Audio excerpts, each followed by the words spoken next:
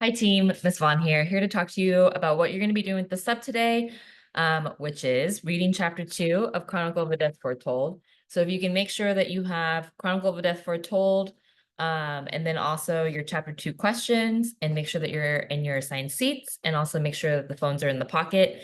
If you need a book, there's that brown box that's in the very front of the classroom. You can borrow one for class today. And then extra handouts were left behind too if you've been absent and you need one. So we left off talking about Bayardo San Roman. So if you can make sure that you have your book out and open to page 29, we're going to be thinking about his character. Okay, let's back it up a little bit. The whole purpose of this book, so like some of you have been like, wait, what is this book about? The book is very much about the murder, and the narrator and the author, they're both trying to figure out why everybody knew about Santiago Nassar's murder that was going to happen and no one told him about it. Again, Chronicle of a Death Foretold. Santiago's death was foretold. People knew about it. People talked about it, but no one stopped it from happening. So we're kind of split between two different interpretations. Is it this phenomenon that happens with people that when we are in a big group, we expect someone else to step up to be responsible for communicating information? Or is it the fact that Santiago Nassar was not a great person and maybe everyone in the city wanted him to die? So they knew about his death and they didn't stop it because they wanted it to happen. And like with that, they were also interested to see whether or not the Vicario brothers were actually going to follow through with their threat that they made that they were going to kill him.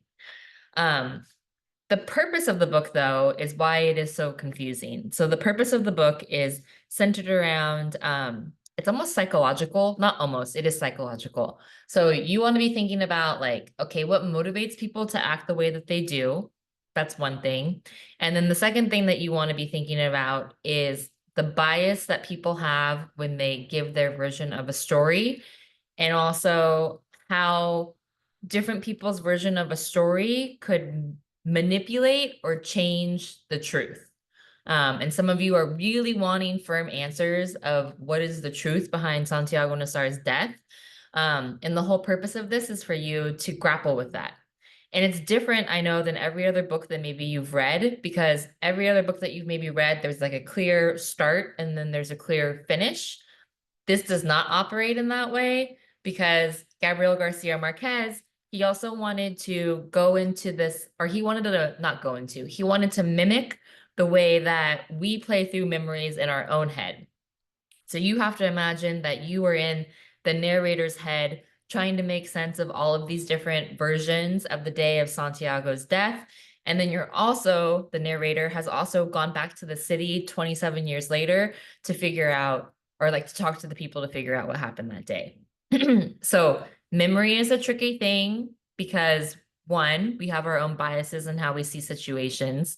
Memory is also a tricky thing in that in some ways, we don't remember things as well as we do as time goes by. But then on the other hand, as time passes, some people can develop a sense of clarity for what events actually happened on the day that they are remembering. Okay, so with that, let's start on page 29. We left off with the narrator telling us about Bayardo San Roman's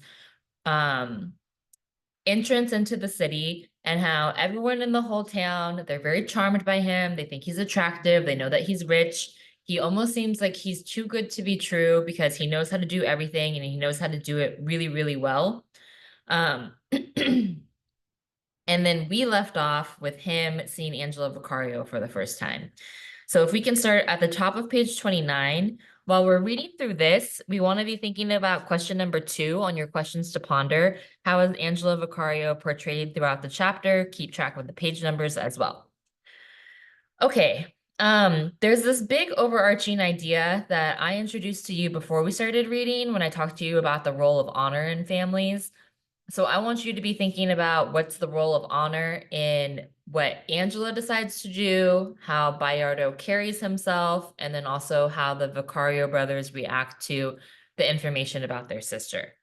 So let's get started. Page 29. Okay. Again, to set the scene, we're in the memory of Bayardo on the very first day that he sees Angela Vicario. She's walking through the town square and she's carrying a basket of flowers and she's with her mom. He's sleeping. He wakes up momentarily. He sees her. He asks someone who that is. And then he kind of goes back to sleep. But he tells the landlady, the woman who's managing the place that he's staying at while he's in town, he tells her, remind me that when I wake up, sorry, we'll start at the top of page 29. It says, when I wake up, he said, remind me that I'm going to marry her.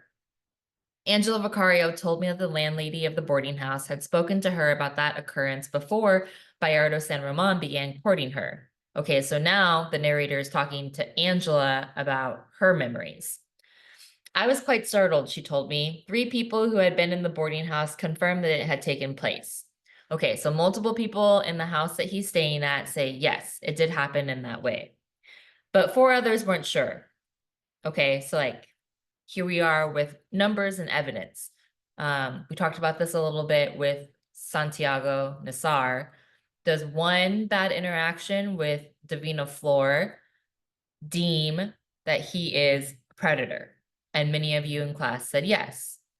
If we're going by a numbers game, does it then make sense that 3 people said it did happen, but 4 people said that they couldn't remember? Does that mean that this memory is actually accurate? Okay, on the other hand, all the versions agree that Angela Vicario and Bayardo San Roman had seen each other for the first time on the national holiday in October during a charity bazaar at which she was in charge of singing out the raffle numbers. Bayardo San Roman came to the bazaar and went straight to the booth run by the languid raffler, who was in mourning, and he asked her the price of the music box inlaid with mother of pearl. That must have been the major attraction of the fair. She answered him that it was not for sale, but was to be raffled off. So much the better, he said. That makes it easier and cheaper besides. Okay, so there's this music box that is going to be raffled off at this event where Angela Vicario is singing off the numbers of the people who won the raffle. It's hinted at here, or if we make an inference, he wants to buy this music box to then gift to Angela Vicario. He's going to buy up a bunch of raffle tickets to make sure that he wins this music box to then give to Angela Vicario. She confessed to me that he managed to impress her, but for reasons opposite those of love. Okay, so she's like, yeah, that man made an impression on me, but not because I was falling in love with him. She says, I detested conceited men, and I'd never seen one so stuck up. So Angela Vicario, we see that she does not like men who are stuck up, but she sees Bayardo San Roman, and that's her read of him immediately. Besides, I thought he was a Jew. Her annoyance was greater when she sang out the raffle number for the music box to the anxiety of all, and indeed it had been won by Bayardo San Roman. She couldn't imagine that he, just to impress her, had bought all the tickets in the raffle. That night, she returned home. Angela Vicario found the music box there, gift wrapped and tied with an organdy bow. I never did find out how he knew that it was my birthday, she told me. It was hard for her to convince her parents that she hadn't given Bayardo San Roman any reason to send her a gift like that, and even worse, in such a visible way that it hadn't gone unnoticed by anyone. Okay, so Bayardo San Roman, he wraps it up all beautifully. He drops it off at her house, and her parents are very suspicious. Her parents are like, why did this man give you this music box? They are suspicious because they're like, do you have a relationship with him? That's what the narrator is hinting at. We don't actually know if that conversation went down. So her older brothers, Pedro and Pablo, took the music box to the hotel to give it back to its owner, and they did it with such a rush that there was no one to witness them come and then not leave. Okay, so the brothers go and they drop the music box off because it's like, my sister will not accept your gift. Since the only thing the family hadn't counted upon was Bayardo San Roman's irresistible charm, the twins didn't reappear until dawn the next day, foggy with drink, bearing once more the music box, and bringing along, besides, Bayardo San Roman to continue the revels at home.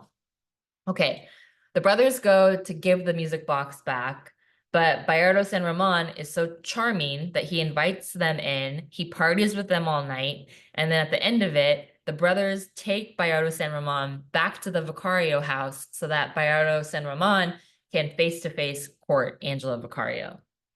Angela Vicario was the youngest daughter of a family of scant resources. Okay, scant means of very little. So the the narrator, we know that he describes things in kind of weird ways. So this is a very nice way to say that the Vicario family is poor. Her father, Ponzio Vicario, was a poor man's goldsmith, and he lost his sight from doing so much fine work in gold in order to maintain the honor of the house. Okay, we have our first hint here at honor. Okay, this man worked so hard that he lost his eyesight to maintain the honor of the family. So if we can add to number 1 for the structure, style, and emphasis, the Vicario family, they maintain honor by their family, or the father does, especially by working really hard. So if we can take a moment to maybe write that down. Ponzio Vicario maintains honor in the family by working really hard. So much so that he lost his eyesight.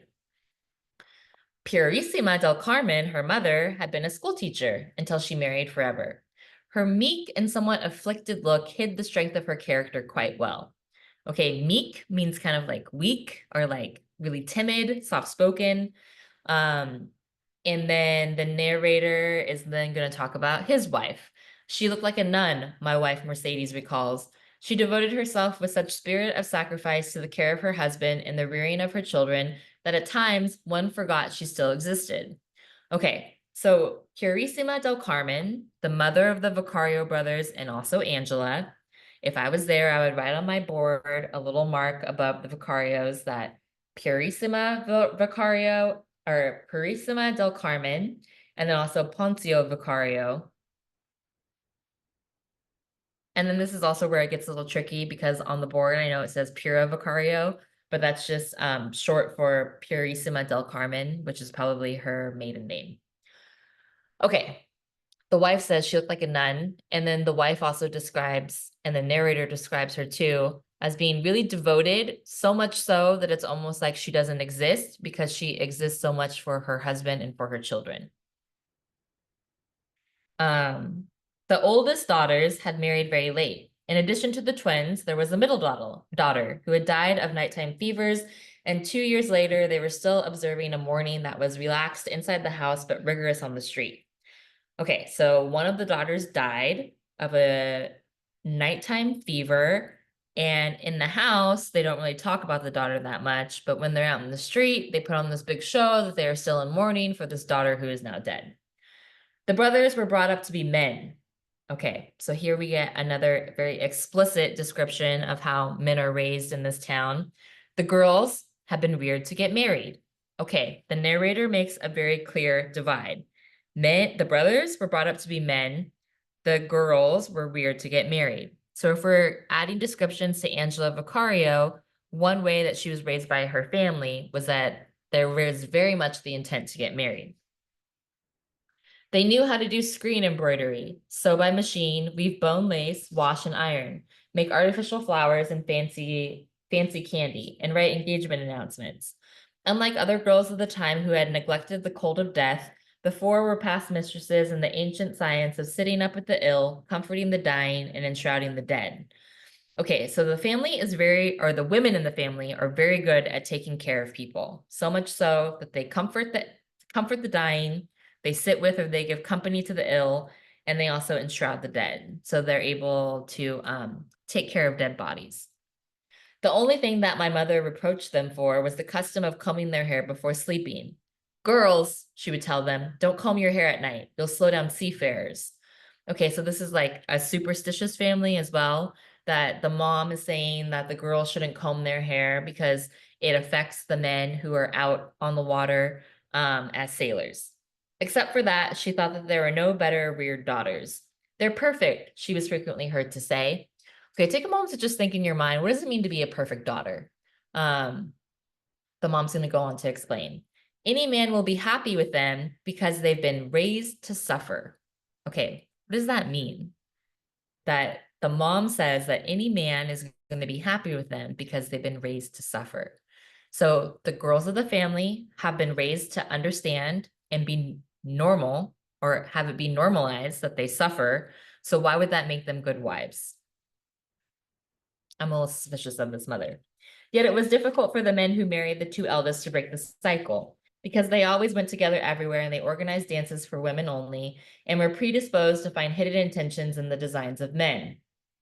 Okay, so the two older sisters, they were hard to marry because they were always really skeptical of men, and they were also kind of raised to be independent.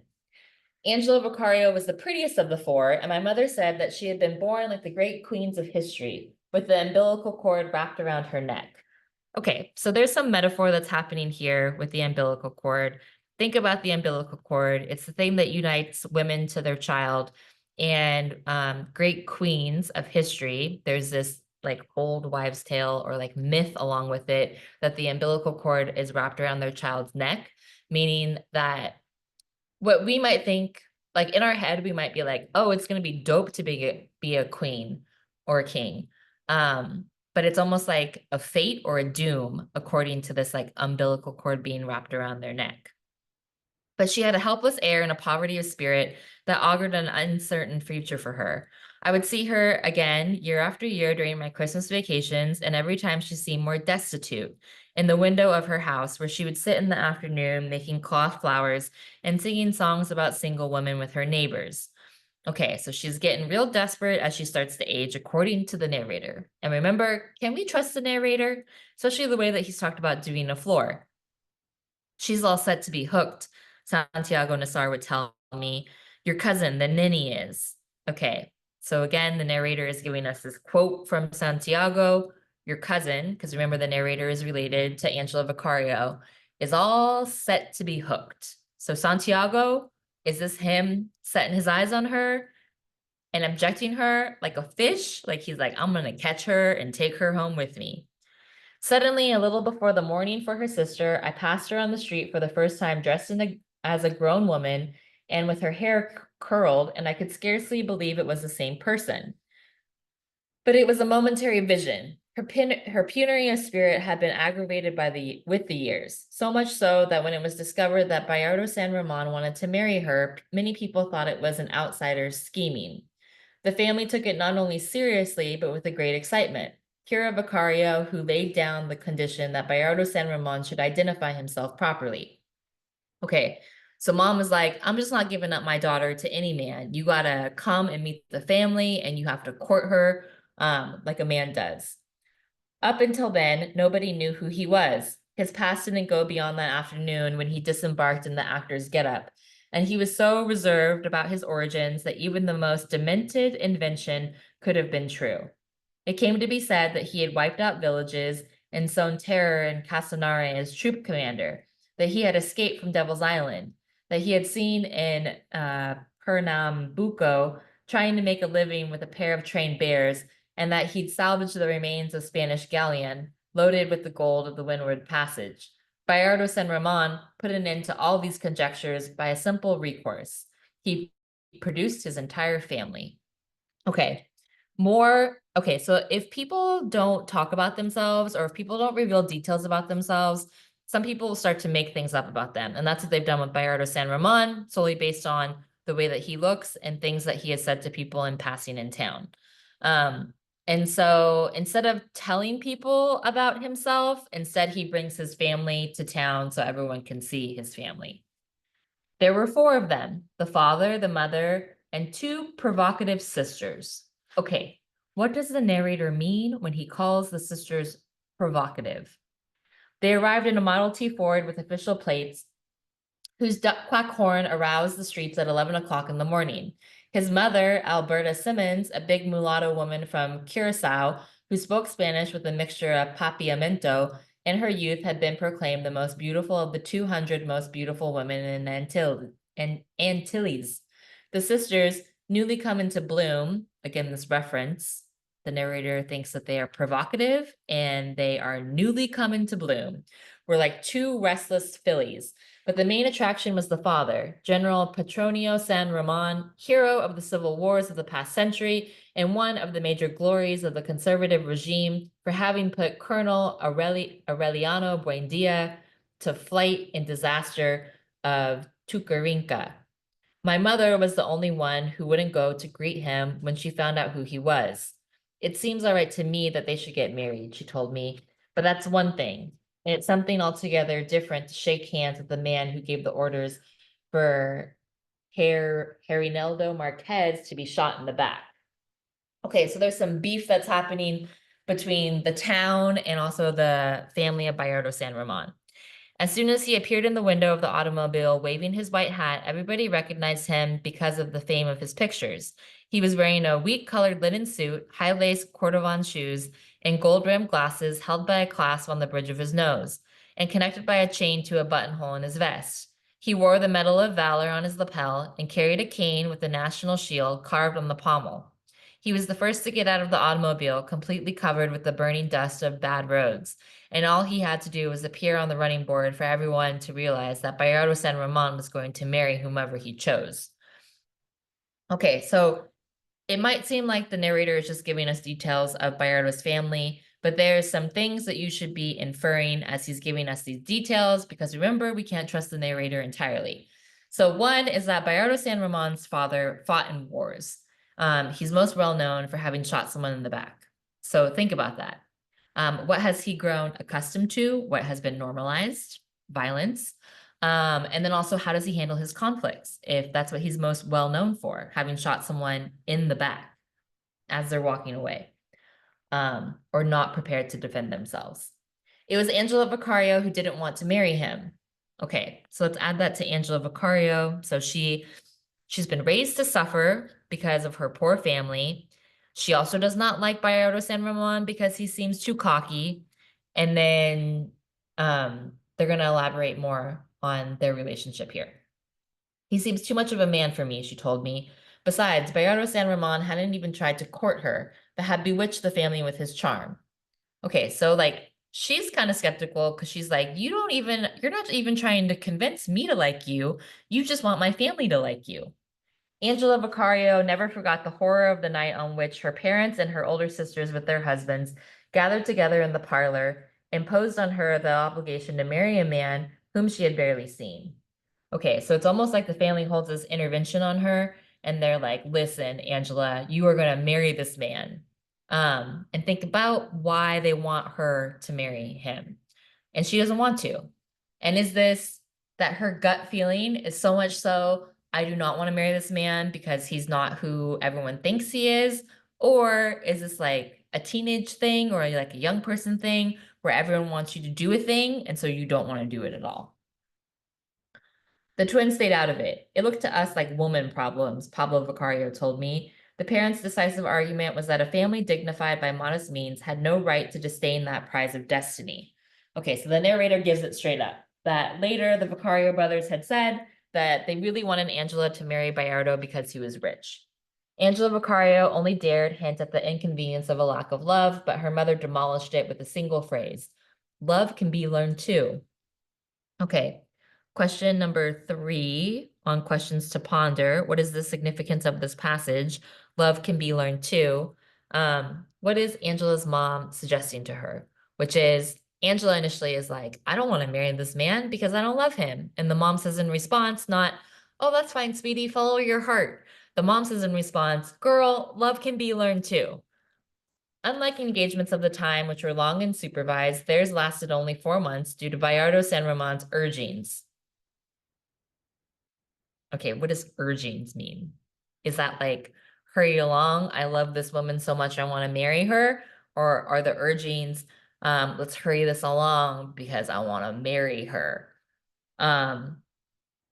Okay, in engagements at this time, so when it says that it's supervised, you have to remember that this is a different time and place, that if people were going on a date, there was going to be a chaperone present to make sure that no funny business went down.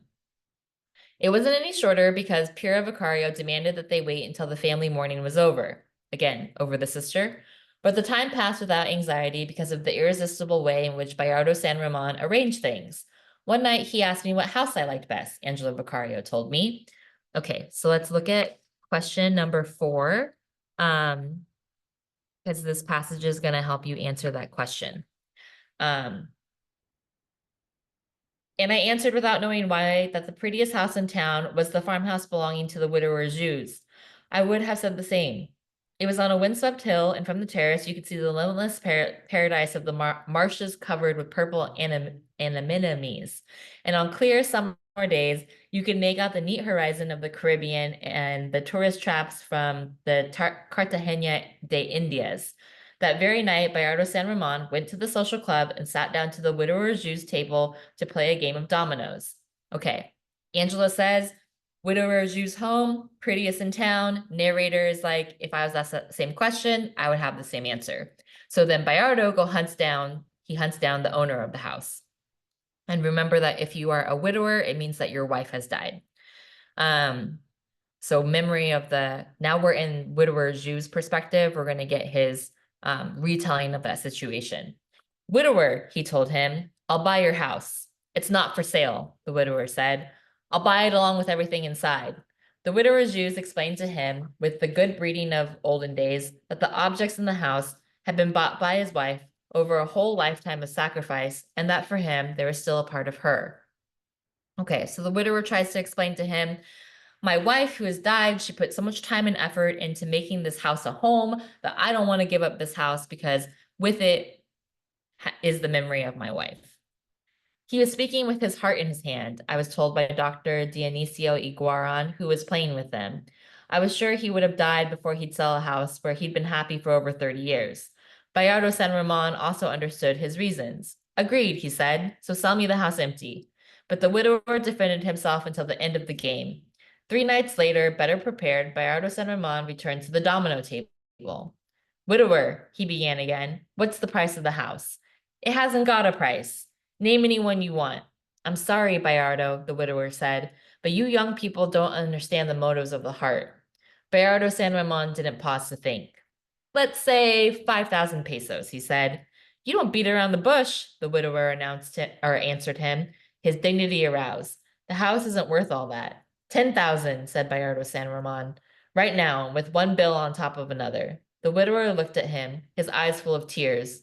He was weeping with rage, I was told by Dr. Dionisio Iguaran, who, in addition to being a physician, was a man of letters. Okay, so the widower starts to cry because Bayardo thinks that he can just very easily buy him. That he's like, oh, how much money does it cost? And for the widower, he's kind of like, you can't buy the memory of my wife. And so he starts to cry because he's so angry because Bayardo cannot understand that.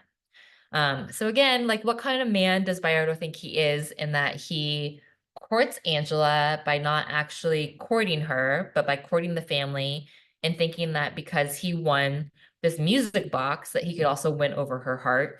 And then now we have him here with the widower. The widower says, no, the house is not for sale. And Bayardo thinks that means that he's just not offering enough money.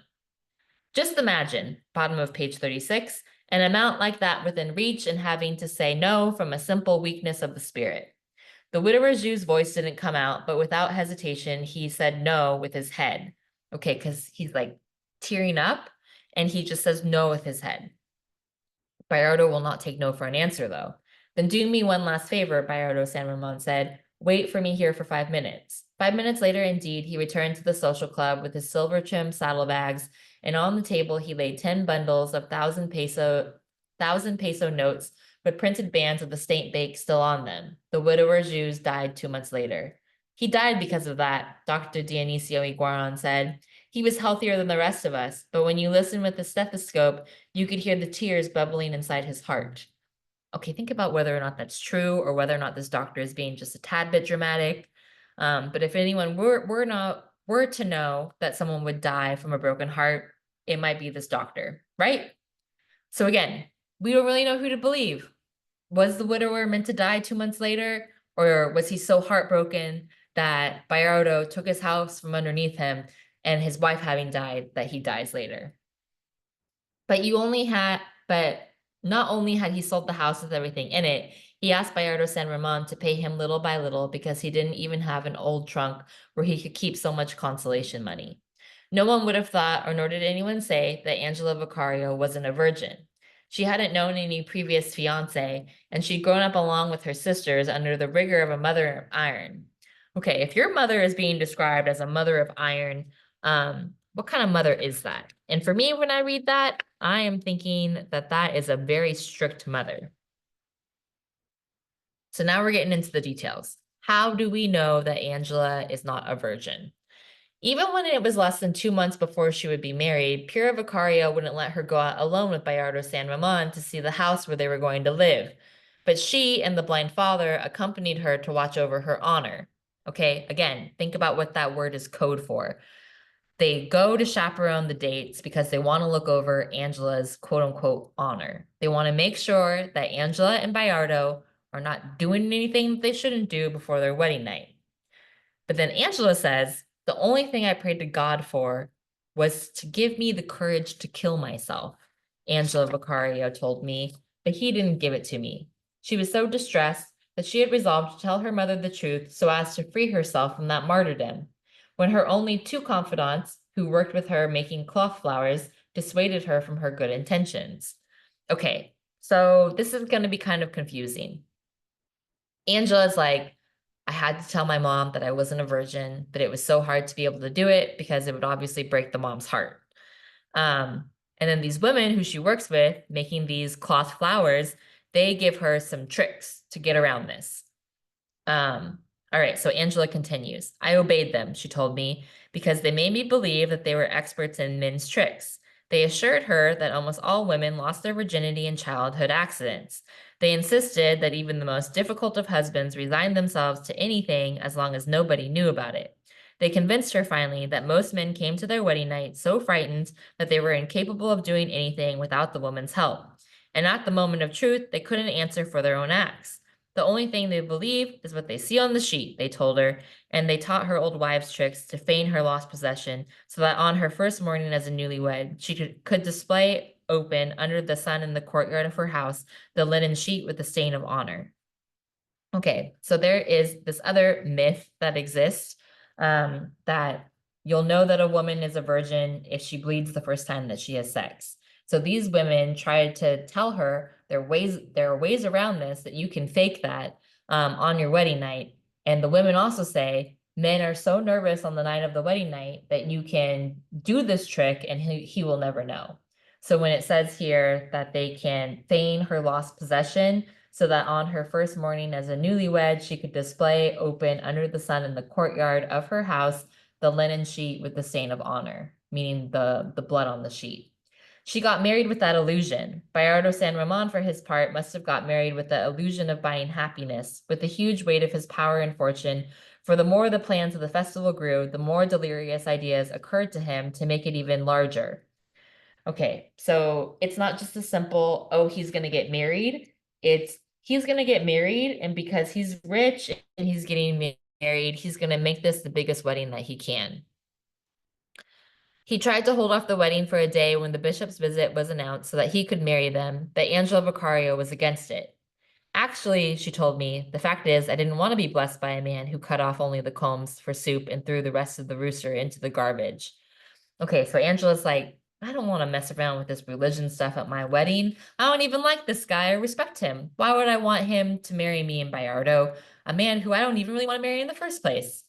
Yet even without the bishop's blessing, the festival took on a force of its own, so difficult to control that it got out of the hands of Bayardo San Ramon and ended up being a public event. Okay, so instead of a wedding that was just like meant for the families, it turns into this huge party for the whole city. And it got out of his hands, meaning it got out of control. Because once people are like, this rich guy who came into town is throwing a party, everyone feels like they are invited and they're included.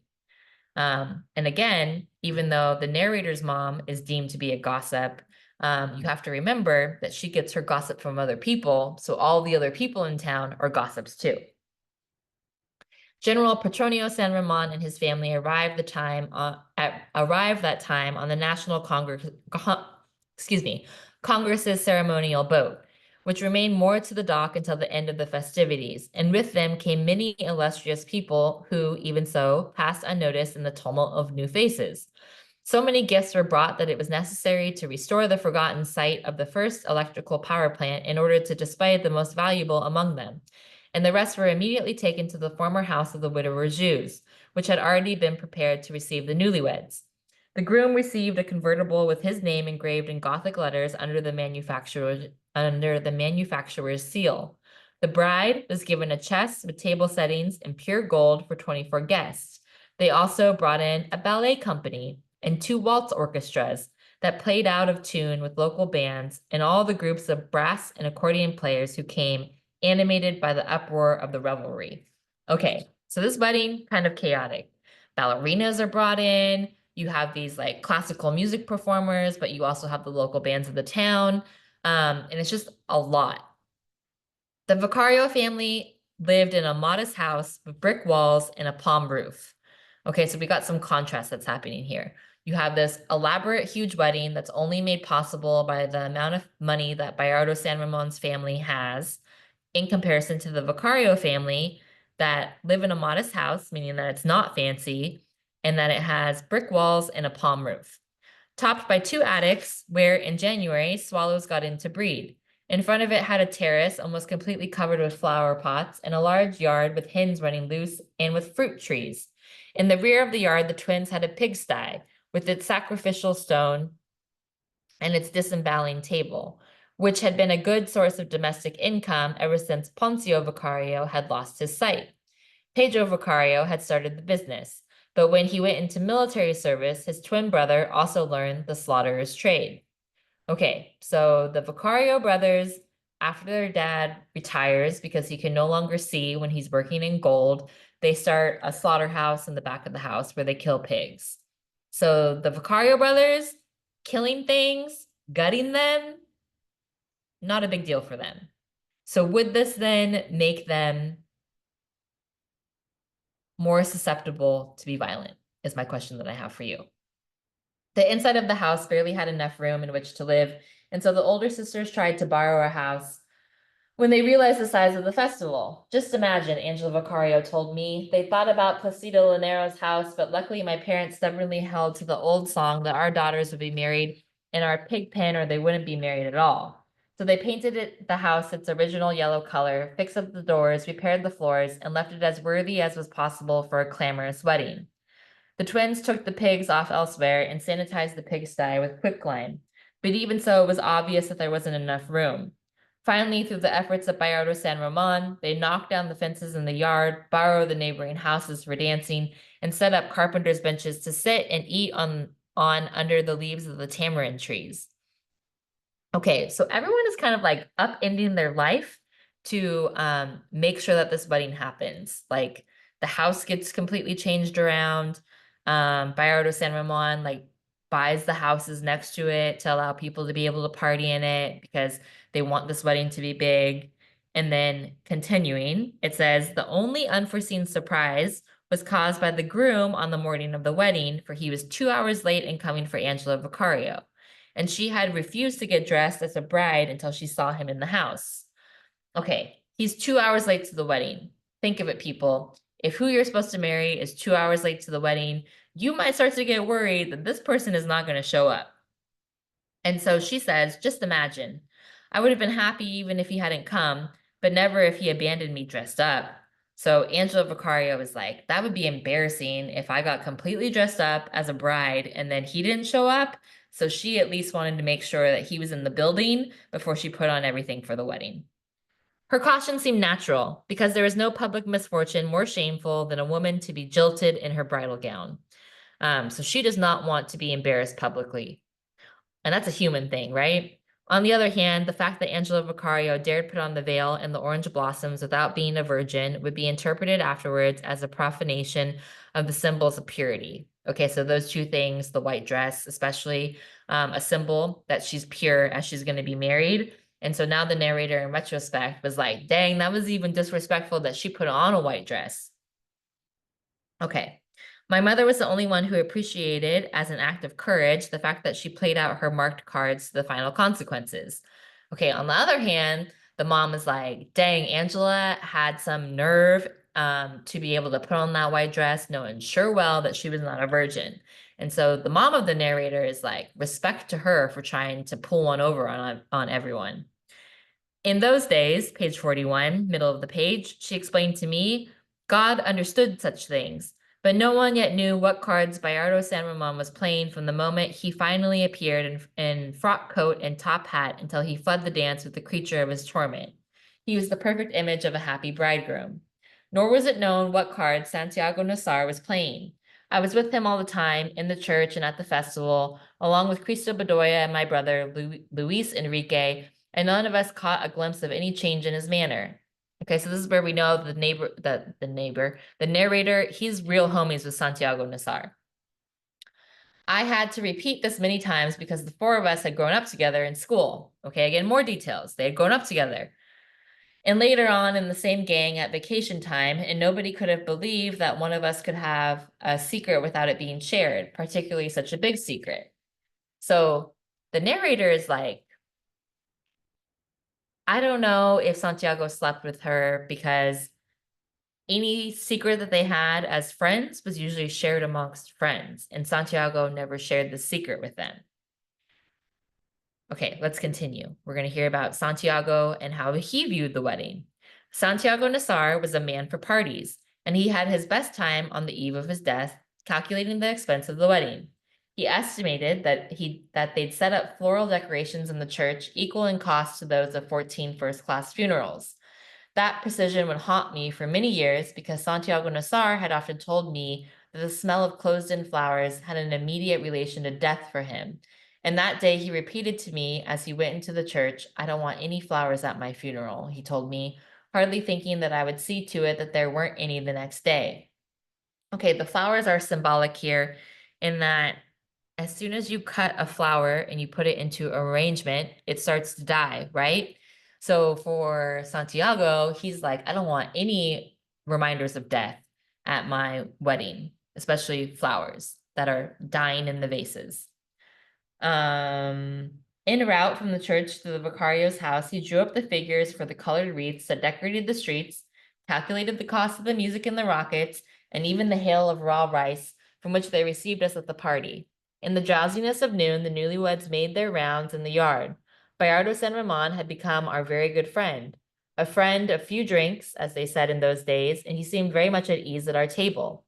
Angela Vicario, without her veil and bridal bouquet and in her sweat-stained satin dress, had suddenly taken on the face of a married woman. Santiago Nassar calculated and told Bayardo San Ramon that up to then the wedding was costing some 9,000 pesos. It was obvious that Angela took this in impertinence. My mother taught me never to talk about money in front of other people, she told me. Bayardo San Ramon, on the other hand, took it very graciously and even with a certain pride. Almost, he said, but we're only beginning. When it's all over, it will be twice that, more or less. Santiago Nassar proposed proving it down to the last penny that his life lasted just as long enough. In fact, with the final figures that Cristo Bedoya gave him the next day, on the docks 45 minutes before he died, he ascertained that Bayardo San Ramon's prediction had been exact. Okay, for me, I'm like, why the heck is Santiago Nassar so caught up on how much this wedding cost? And there are some theories that we can maybe propose. He wants to know how much it costs because he's jealous of Bayardo San Ramon for having married Angela. We also know that he's getting married that year. So he's like, they can't have the best wedding of this year. I have to have the best wedding of this year. So I need to know how much they paid for this wedding so that I can spend even more money at my wedding. So you decide. What do you think it is? Is he jealous of Bayardo, or does he want to just make sure that he spends the most at his wedding and throws the best party? I had a very confused memory of the festival before I decided to rescue it piece by piece from the memory of others. Okay, so now the narrator is like, okay, this is my memory of the day. For years, they went on talking in my house about the fact that my father had gone back to playing his boyhood violin in honor of the newlyweds, that my sister, the nun, had danced a merengue in her doorkeeper's habit, and that Dr. Dionisio Iguaran, who was my mother's cousin, had arranged for them to take off on the official boat so he wouldn't be here the next day when the bishop arrived. In the course of the investigations for this chronicle, I recovered numerous marginal experiences, among them the free recollections of Bayardo San Ramon's sisters, whose velvet dresses with great butterfly wings pinned to their backs with gold brooches drew more attention than the plumed hat and row of war medals worn by their father. Many knew that in the confusion of the bash, I had proposed marriage to Mercedes Barcha as soon as she finished primary school, just as she herself would remind me 14 years later when we got married. Okay, so the narrator is being really confusing here because you're like, wait, what? You proposed to your girlfriend in the middle of this wedding? That's weird. But then we learn that they were children. or they were like younger at this wedding. Um, Really, the most intense image that I have always held of that unwelcome Sunday was that of old Poncio Vicario sitting alone on a stool in the center of the yard. They had placed him there thinking perhaps that it was the seat of honor, and the guest stumbled over him, confused him with someone else, moved him so he wouldn't be in the way, and he nodded his snow-white head in all directions with the erratic expression of someone too recently blind, answering questions that weren't directed at him, and responding to fleeting waves of the hand that no one was making to him, happy in his circle of oblivion, his shirt cardboard stiff with starch and holding the Lingham Vitae cane they had bought him for the party. Okay, you gotta imagine this. This party is so chaotic that this man, Angelo Vicario's father, Poncio Vicario, who's now blind, they set him up in the middle of the party. And it's just kind of like, stay here. Because there's too many people to shuffle around and you're blind. So just sit here. So he is there in the middle of the party, blind, and he's just kind of acting like he knows what's happening and what's going on around him. But people are bumping into him. They don't even know who he is. So it's kind of like, who's this blind guy sitting in the middle of this wedding? And so he doesn't really have an accurate understanding of what actually happened on his own daughter's wedding night. The formal activities ended at 6 in the afternoon when the guests of honor took their leave. The boat departed with all its lights burning, with a wake of waltzes from the player piano, and for an instant we were cast adrift over an abyss of uncertainty until we recognized each other again and plunged into the confusion of the bash. The newlyweds appeared a short time later in the open car, making their way with difficulty through the tumult. Bayardo San Ramon shut off rockets, drank cane liquor from the bottles, and the crowd held out to him, and got out of the car with Angelo Vicario to join the whirl of the Cumbiamba dance. Finally, he ordered us to keep on dancing at his expense for as long as our lives would reach, and he carried his terrified wife off to his dream house, where the widower Jews had been happy. The public spree broke up into fragments at around midnight, and all that remained was Clotilda Armenta's establishment on one side of the square. Okay, so Bayardo and Angela, they leave the wedding early because they're going to go back to their house to consummate their marriage. The public spree, okay, Santiago Nassar and I, with my brother Luis Enrique and Cristo Bedoya, went to Maria Alejandrina Cervantes's House of Mercies. Along with so many others, the Vicario brothers were there, and they were drinking with us and singing with Santiago Nassar 5 hours before killing him. A few scattered embers from the original party must have still remained, because from all sides waves of music and distant fights reached us, sadder and sadder until a short while before the bishop's boat bellowed. Pura Vicario told my mother that she had gone to bed. Okay, so we need to be paying attention if we're not paying attention. Also, who the heck is Maria Alejandrina Cervantes, and what is the House of Mercies? Pura Vicaria told my mother that she had gone to bed at 11 o'clock at night after her older daughters had helped her clean up a bit from the devastation of the wedding. Around 10 o'clock, when there were still a few drunkards singing in the square, Angela Vicario had sent for a little suitcase of personal things that were in the dresser in her bedroom, and she asked them also to send a suitcase with everyday clothes. The messenger was in a hurry. Pura Vicario had fallen into a deep sleep when there was a knocking on the door. They were three very slow knocks, she told my mother, but they had that strange touch of bad news about them. She had told her that she'd open the door without turning on the light so as to not awaken anybody, and saw Bayardo San Ramon in the glow of the streetlight, his silk shirt unbuttoned and his fancy pants held up by elastic suspenders.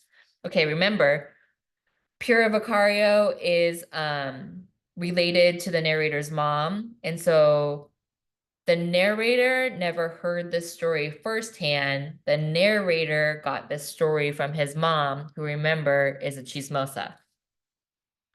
Angela Vicario was in the shadow, so she saw her only when Bayardo San Ramon grabbed her by the arm and brought her into the light. Okay, imagine this. They open the door. Bayardo is standing there in the light, 3 slow knocks. And then this is going to be Angela. Let's imagine this is Angela. I'm Bayardo. Bayardo grabs Angela by the arm and brings her to the front, kind of like, look at your daughter. Her satin dress was in shreds, and she was wrapped in a towel up to the waist. Pura Vicario thought they'd gone off the road in the car and were lying dead at the bottom of the ravine. Okay, so for a moment, Pura Vicario is like, oh, these are their ghosts who have come to visit me. Holy Mother of God, she said in terror, answer me if you're still of this world. Bayardo San Ramon didn't enter, but softly pushed his wife into the house without speaking a word. Then he kissed Pura Vicario on the cheek and spoke to her in a very deep, dejected voice, but with great tenderness. Thank you for everything, Mother, he told her. You're a saint. Only Pura Vicario knew what she did during the next 2 hours, and she went to her grave with her secret. Okay, so no one knows what happened the next 2 hours except for Pura Vicario and also Angela. The only thing I can remember is that she was holding me by the hair with one hand and beating me with the other with such rage that I thought she was going to kill me, Angela Vicario told me. But even that she did with such stealth that her husband and other daughters, asleep in the other rooms, didn't find out about anything until dawn, when the disaster had already been consummated. Okay, we don't know what really happened with Mom and Angela on that night. Mom took it with her to the grave. Angela says that Mom pulled her hair and beat her, but the other people in the house were like, we slept through the night. So what do we believe? Because I think that you can't beat someone and not have other people in the house hear it happening. But we don't know. Again, we don't know what the truth is. The twins returned home a short time before 3, urgently summoned by their mother. They found Angela Vicario lying face down on the dining room couch, her face all bruised, and she'd stopped crying. I was no longer frightened, she told me. On the contrary, I felt as if the drowsiness of death had been lifted from me. The only thing I wanted was for all of it to be over quickly, so I could flop down and go to sleep. Pedro Vicario, the more forceful of the brothers, picked her up by the waist and sat her on the dining room table. All right, girl, he said to her, trembling with rage. Tell us who it was. And then this is also tricky too, because it's like, tell us who it was who beat her up, or do the brothers know that she is not a virgin and they want to know who took her virginity? She only took the time necessary to say the name. She looked for it in the shadows. She found it at first sight among the many, many easily confused names from this world and the other, and she nailed it to the wall with her well-aimed dart, like a butterfly with no will whose sentence has always been written. Santiago Nassar, she said. Okay, so think about it. Is she actually admitting to having slept with Santiago Nassar, or is that the first name that pops into her head that she feels like people will believe? Because the narrator describes it as she looked for it in the shadows in her mind. She found it at first sight among the many, many easily confused names from this world and the other. So it's like there's so many men that she could have possibly named for who took her virginity, but she thinks about the first one that comes to mind. And then she names him. And when it says there's so many men, this world or of the next,